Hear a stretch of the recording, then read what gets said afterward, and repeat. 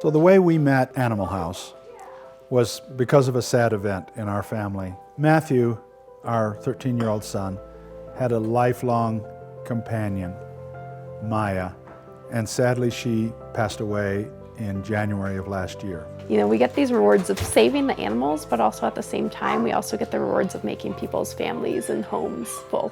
I never went through a process that was quite as complete as them vetting us as a reasonable home for these two.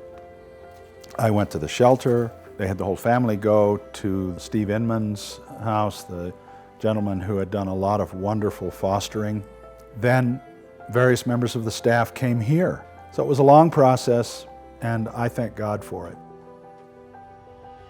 I didn't appreciate the naming of the dogs when we first got them. I had heard that these were Disney names from a Disney movie. Whoever named them really got it right. Kovu and Kiara, the lion cubs, start with a very adverse life, and through care, they become the king and queen, of the Lion Kingdom. That's kind of these guys' story. They have found a place where they're safe, where they're comfortable, and where they provide a tremendous amount of love and affection to us.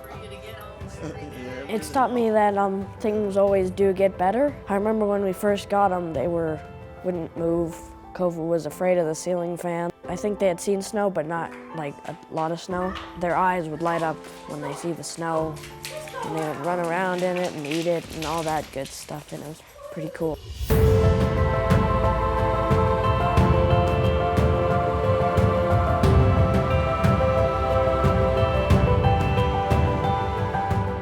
They should be renamed Lucky and Lucky, based on what the Animal House did for them. And we should be that for what they've done for us.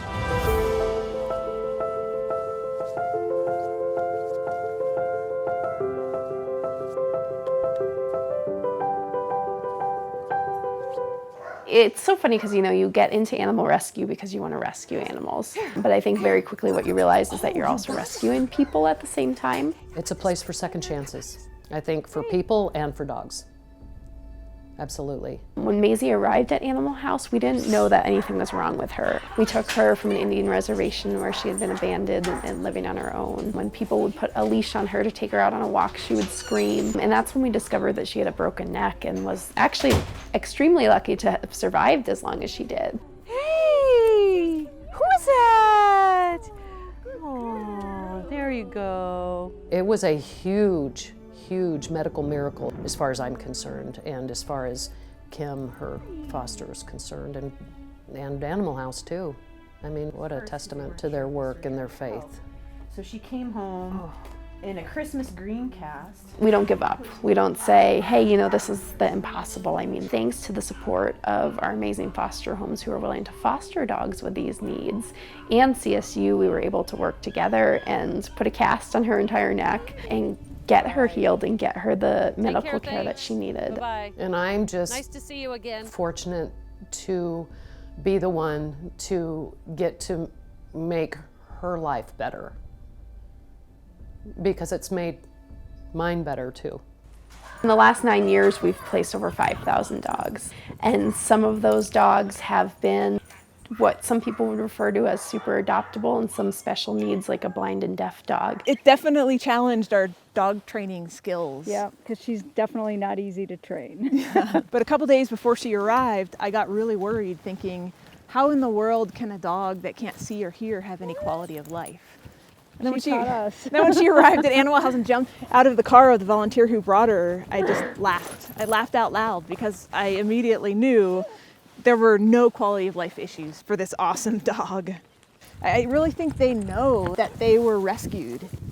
Back in the early days when we didn't have a van, so I would drive to a shelter, pick up a dog. The dog didn't know me. I can't tell you how many times I had a dog just let out a sigh of relief and put their head on my shoulder and just relax on what we like to call freedom rides. This will be their last stop before they find their forever home.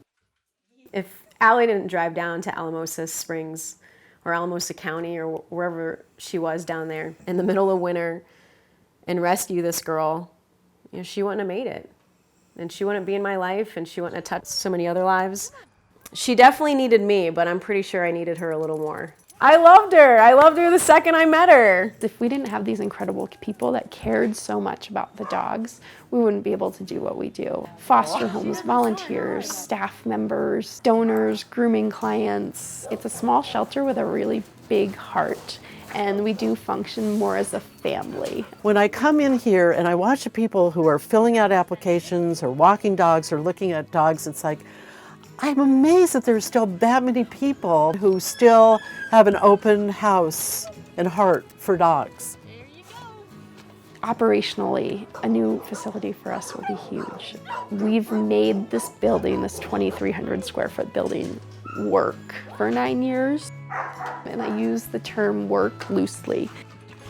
Thanks to the public support, we've been able to set aside funds and purchase our own property here on Taft Hill Road. We have about 5 acres and 3 existing buildings that we are looking for the public's help to fund remodeling for. This is allowing us to enter a new era for Animal House. We'll really be able to increase our operational efficiency, but most importantly, it will allow us to save more lives of those that truly need us. It is all about the people and the supporters and fosters and volunteers and adopters and the dogs and everybody just working together to give so many lucky dogs the second chance that otherwise they would not have. It's completely 100% selfless.